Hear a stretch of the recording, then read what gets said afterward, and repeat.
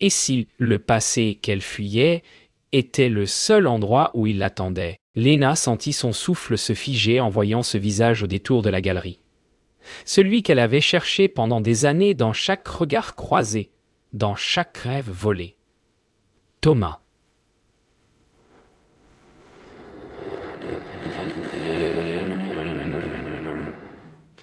Thomas. Le monde sembla suspendre sa course. Le murmure des invités s'effaça, remplacé par le battement précipité de son cœur. Leurs yeux se retrouvèrent, incrédules, chargés de tout ce qu'il n'avait jamais dit.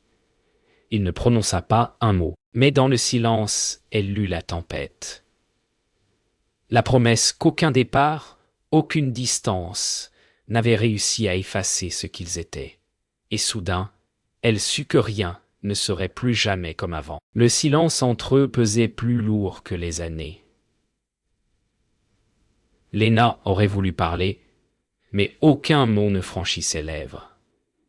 Thomas, lui, semblait chercher la bonne phrase, celle qui réparerait tout. Pourtant, rien ne vint. Autour d'eux, la galerie continuait de vivre, étrangère à ce qu'ils ressentaient. Puis il murmura, presque imperceptiblement, « Égaire, je ne devais pas revenir, mais je n'ai jamais su partir. » Yo, et tout redevint réel. La blessure, le manque, et ce feu qui couvait encore sous les cendres. Camille s'approcha discrètement, feignant l'indifférence. Mais ses yeux suivaient chaque geste de Léna. Elle sentait la tension, l'électricité. Léna avait l'air ailleurs, suspendue entre colère et désir. Thomas tenta un sourire, maladroit, presque enfantin. « Yoguet, tu n'as pas changé, Yo, dit-il. » Elle répondit sans le regarder. « Ego, toi non plus, mais tout a changé. » Yo. Dehors, la pluie commença à tomber, fine et continue, comme si le ciel lui-même retenait son souffle. Léna fixa les gouttes sur la vitre, essayant de calmer le tumulte en elle. Thomas s'approcha lentement, à une distance prudente. « Yoga, tu veux qu'on parle ?» Yo, demanda-t-il. Elle secoua la tête. Yobé, pas encore. Yo, mais ses yeux disaient tout le contraire. Avant de partir, Léna s'arrêta devant un tableau. Un portrait peint des années plus tôt, représentant une femme au regard triste. Elle se souvint du jour où Thomas l'avait photographiée ainsi au bord de la mer. Sans un mot, il la rejoignit, leurs épaules presque se touchant. Elle chuchota. « Eh bien, tu t'en souviens ?» Yo, il répondit. Simplement. « Ego, je n'ai jamais oublié. » Le lendemain, Léna retrouva, au fond d'un tiroir oublié, une lettre jamais envoyée. Elle reconnut l'écriture nerveuse de Thomas, les mots tremblés d'un homme prêt à tout dire. Mais trop tard, le papier sentait encore le sel et la pluie. En lisant, elle sentit son cœur se serrer. Il y parlait de départ, de peur, de quelque chose qu'il devait fuir pour la protéger. Elle ne comprenait pas encore de quoi, mais elle sut que rien n'avait été simple, et qu'elle allait devoir affronter ce passé qu'elle avait si bien enfermé. Quand on frappa à sa porte, elle sut que c'était lui avant même d'ouvrir. Thomas se tenait là, trempé par la pluie, le regard plein de choses non dites. Léna hésita une seconde, puis s'écarta. Ils restèrent face à face, deux étrangers habités par le même souvenir. Il dit seulement « Oh gars, je dois t'expliquer. » Yo, elle répondit doucement « Gars, alors explique !» Ils marchèrent sans but dans les rues détrempées, sous un parapluie trop petit pour deux. Thomas parla enfin. De ce qu'il avait fui, de son père malade, de la dette qu'il avait dû rembourser, du silence qu'il croyait nécessaire. Léna écoutait, le cœur battant, entre colère et compassion. Il n'avait jamais cessé de l'aimer, mais il avait préféré disparaître plutôt que de l'entraîner dans son chaos. La pluie effaçait leurs larmes, comme pour leur offrir une trêve. Camille écouta sans mot dire pendant que Léna lui racontait tout. Quand elle eut fini, son ami soupira longuement. « Dieu gars, Il t'a brisé une fois, Léna? Tu crois que l'amour suffit toujours? Léna resta silencieuse. Elle savait que Camille avait raison. Mais quelque chose dans le regard de Thomas lui avait fait croire à une vérité plus profonde, une promesse que même la douleur ne pouvait détruire. Le soir, seule dans sa chambre, Léna sortit une vieille boîte de métal. À l'intérieur, une photo jaunie, eux deux, sur la plage de Saint-Malo, riant sous le vent. Elle effleura l'image du bout des doigts. C'était avant les secrets, avant les silences. Elle comprit que malgré tout, elle ne voulait pas effacer ce passé, elle voulait le comprendre. Car c'était là, au cœur de leurs blessures, que leur amour avait pris racine. Ils se retrouvèrent par hasard, ou peut-être par destin, sur le pont des Arts, au coucher du soleil. Le vent portait l'odeur du fleuve et le murmure des passants. Thomas s'approcha doucement, le regard plein d'un mélange d'espoir et de crainte. Léna, immobile, le laissa venir. Aucun mot ne semblait nécessaire. Seulement ce silence vibrant, chargé de souvenirs. Quand leurs mains se frôlèrent, tout ce qu'ils avaient fui les rattrapa dans un frisson. Ce soir-là, Paris semblait retenir sa respiration. Ils se réfugièrent dans une vieille librairie du quartier latin. L'odeur du papier ancien, le craquement des étagères, tout semblait appartenir à une autre époque, la leur proie. Thomas prit un livre au hasard et lut une phrase à voix basse. Yoga, l'amour survit à tout sauf au mensonge. Léna sentit une larme glisser, sans savoir si c'était de douleur ou d'amour. Il lui tendit le livre, leurs doigts se frôlant de nouveau. Ce geste simple fut plus fort que 1000 excuses. Ce soir-là, ils partagèrent un dîner improvisé chez lui. Les rires vinrent d'abord timides, puis sincères, comme au temps où tout semblait possible. Léna observait Thomas, les gestes familiers, la manière qu'il avait de verser le vin sans la regarder, par pudeur.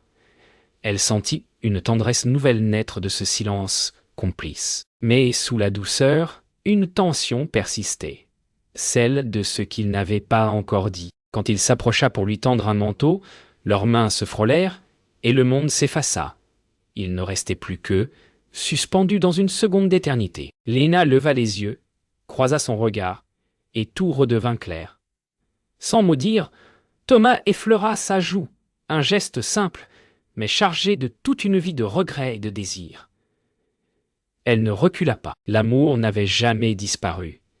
Il attendait juste ce moment. Sous la pluie fine qui commençait à tomber, ils sortirent sans un mot. Le silence n'était plus un mur, mais une promesse. Thomas la regarda longuement, avant de murmurer. « J'ai eu tort de partir. » Léna répondit simplement.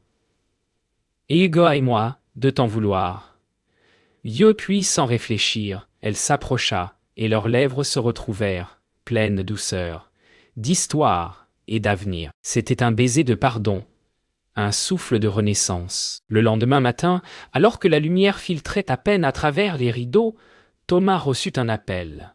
Sa voix changea soudain, grave, nerveuse. Léna sentit immédiatement que quelque chose n'allait pas. Il raccrocha sans un mot, puis s'éloigna vers la fenêtre.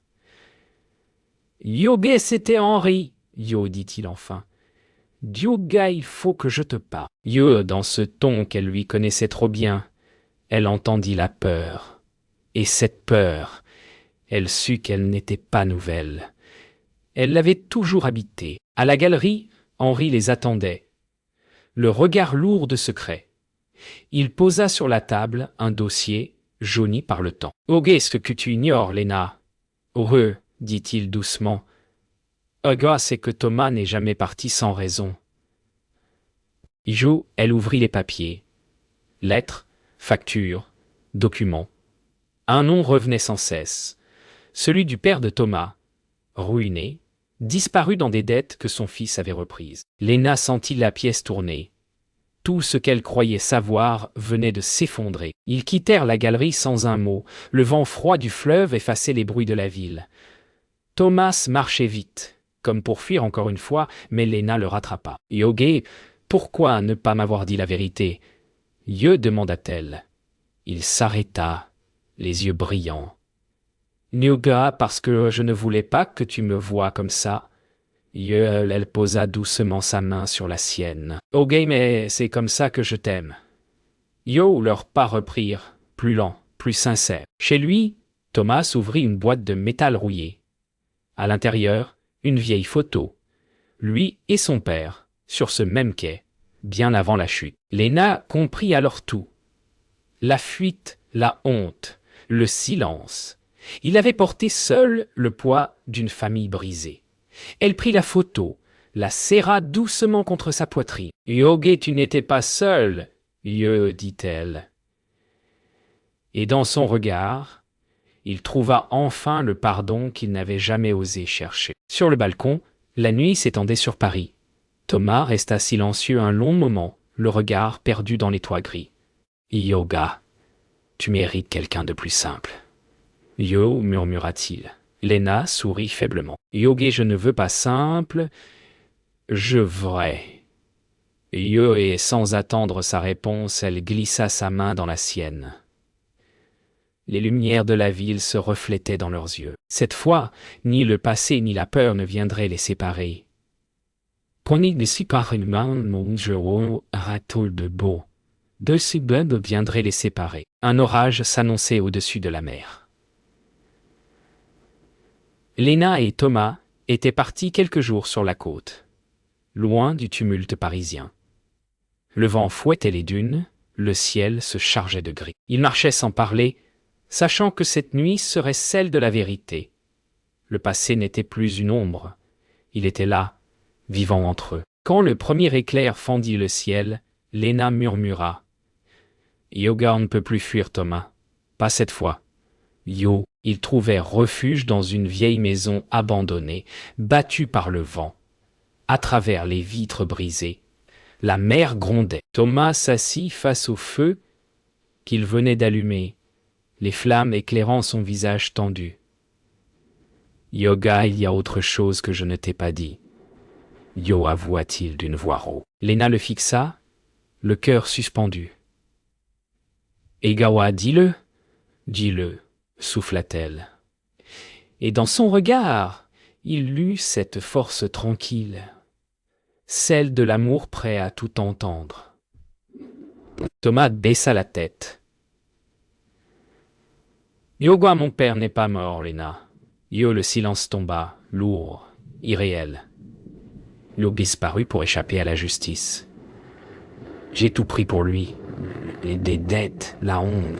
Je n'ai jamais pu te le dire. Yo, Lena sentit ses jambes fléchir.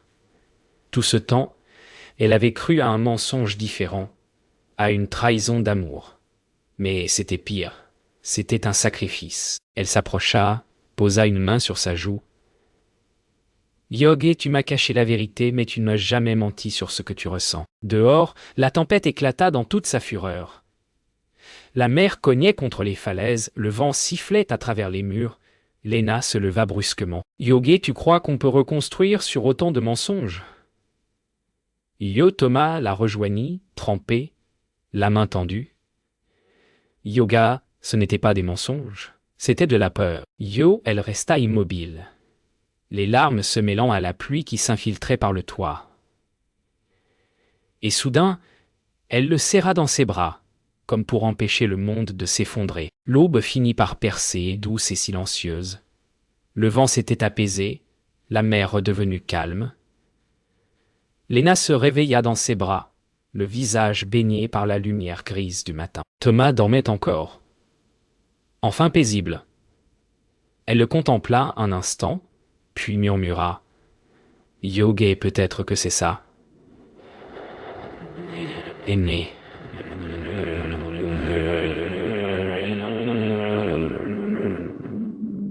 Restait malgré les tempêtes. Oh! Et pour la première fois depuis longtemps, elle sentit la paix.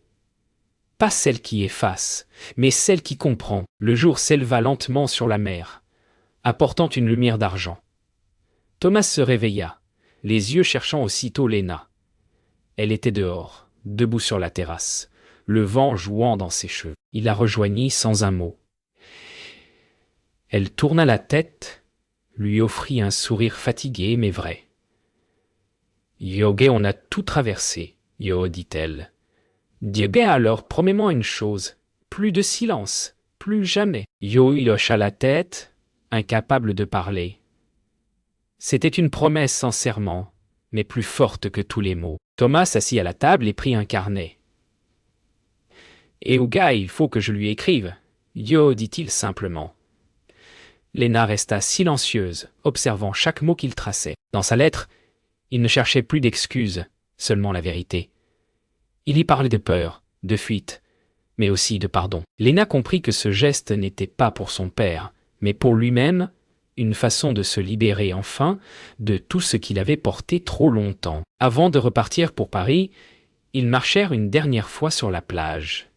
Les vagues se brisaient doucement sur le sable, comme si la mer murmurait un adieu. Thomas tenait la main de Léna, leurs doigts entrelacés. Elle regarda l'horizon et dit « Yoga, tu crois qu'on peut recommencer ?» Yo, il répondit « Yoba, pas recommencer, continuer autrement. » Yo, et dans le silence, cette phrase devint une promesse d'avenir. Le train filait à travers la campagne. Léna posa sa tête contre l'épaule de Thomas. Les paysages défilaient comme des souvenirs effacés. Paris les attendait, avec son bruit, ses lumières et ses promesses à tenir. Thomas serra sa main sans rien dire. Il savait que ce retour n'était pas une fin, mais un commencement. Leurs cicatrices les accompagnaient, mais elles ne faisaient plus mal. Elles rappelaient seulement qu'ils avaient survécu. De retour à Paris, la pluie tombait doucement sur les pavés.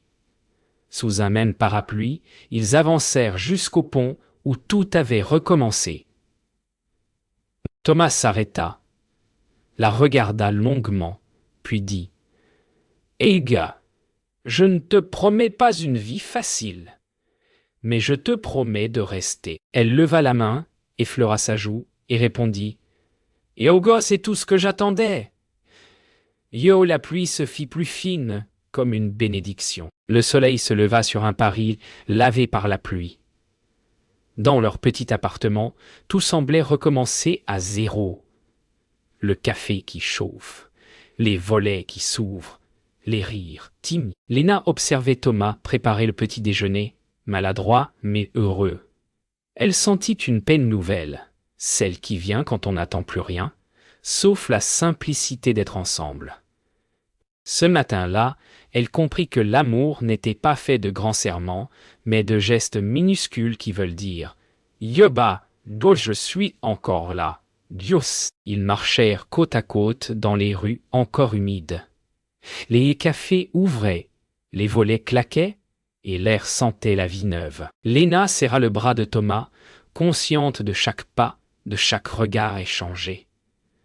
Leur silence était léger désormais, rempli de confiance. Tout autour d'eux, la ville semblait respirer au même rythme qu'eux. Henri avait organisé une nouvelle exposition. Au centre, une toile signée d'un nom inconnu. LMRR, Léna resta figée devant le tableau, leur histoire peinte en couleurs brumeuses et dorées. Thomas la regardait, ému. « Yoga, c'est toi qui l'as fait. » Yo, demanda-t-il. Elle hocha la tête, rougissante. Yoga, c'était ma façon de lui dire au revoir. Et de te dire bonjour. Yo, Henri sourit dans son coin, comme un témoin silencieux du miracle. Le soir, ils montèrent sur le toit de l'immeuble. La ville brillait sous eux, vaste et tranquille. Thomas prit la main de Léna et lui dit doucement « Ayez tout ce que j'ai cherché. C'était un endroit où je pouvais rester. Et c'est ici, avec toi. » Yo, elle posa sa tête sur son épaule. Le vent soufflait fort, mais leur cœur était immobile, ancré. Dans la lumière dorée des réverbères, leur avenir semblait enfin simple, clair, possible. Un matin plus tard, Léna ouvrit les yeux sur un monde tranquille. Thomas dormait encore, la main posée sur la sienne. Elle regarda la lumière danser sur le mur et sourit. Tout ce qu'ils avaient vécu, la douleur, la perte, les silences, menait à cet instant-là. Elle se pencha, embrassa sa main et murmura « Yoge, cette fois. » C'est pour toujours. Yo, le passé n'était plus une ombre. Il était devenu lumière.